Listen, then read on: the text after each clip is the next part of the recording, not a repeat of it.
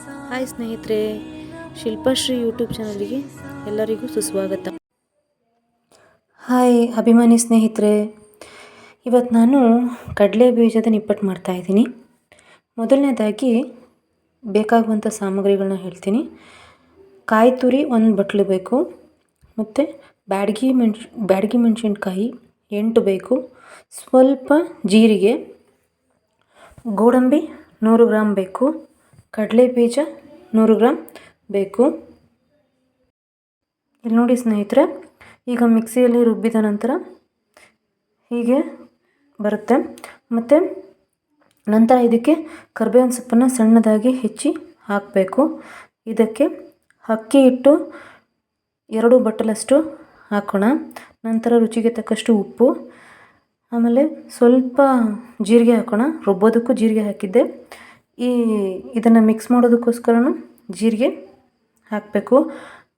ಮತ್ತು ಅಕ್ಕಿ ಹಿಟ್ಟು 2 ಕಪ್ನಷ್ಟು ಹಾಕೋಣ. ಸ್ನೇಹಿತರೆ, ಇದನ್ನು ಚಪಾತಿ ಹಿಟ್ಟಿನ ಹದದಲ್ಲಿ ಕಲಿಸ್ಕೋಬೇಕು. ಇಲ್ಲಿಗೆ ಜೀರಿಗೆ, ಕರಿಬೇವಿನ ಸೊಪ್ಪು, ಅಕ್ಕಿ ಹಿಟ್ಟು ಮತ್ತು ಮಿಕ್ಸಿಯಲ್ಲಿ ರುಬ್ಬಿದಂಥ ಪದಾರ್ಥಗಳನ್ನು ಹಾಕಿದ್ದೀನಿ. ಮತ್ತು ಸ್ವಲ್ಪ ಎಳ್ಳು ಹಾಗೂ ಓಂಕಾಳನ್ನು ಸಹ ಮಿಕ್ಸ್ ಮಾಡಬೇಕು.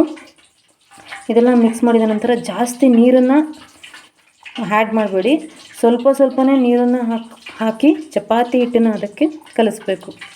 ನೋಡಿ, ಹೀಗೆ ಚಪಾತಿ ಹಿಟ್ಟಿನ ಹದಕ್ಕೆ ಕಲಿಸ್ಬೇಕು. ಸ್ನೇಹಿತರೆ ನೋಡಿ, ನಿಪ್ಪಟ್ಟನ್ನು ನೀವು ಕೈ ಮೇಲೆ ಈ ರೀತಿ ವೃತ್ತಾಕಾರದಲ್ಲಿ ತಟ್ಟಬೇಕು.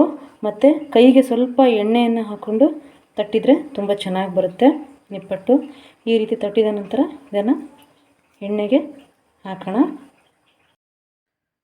ಸ್ನೇಹಿತರೆ ನೋಡಿ, ಕಡಲೆಕಾಯಿ ನಿಪ್ಪಟ್ಟು ತುಂಬ ಚೆನ್ನಾಗಿರುತ್ತೆ.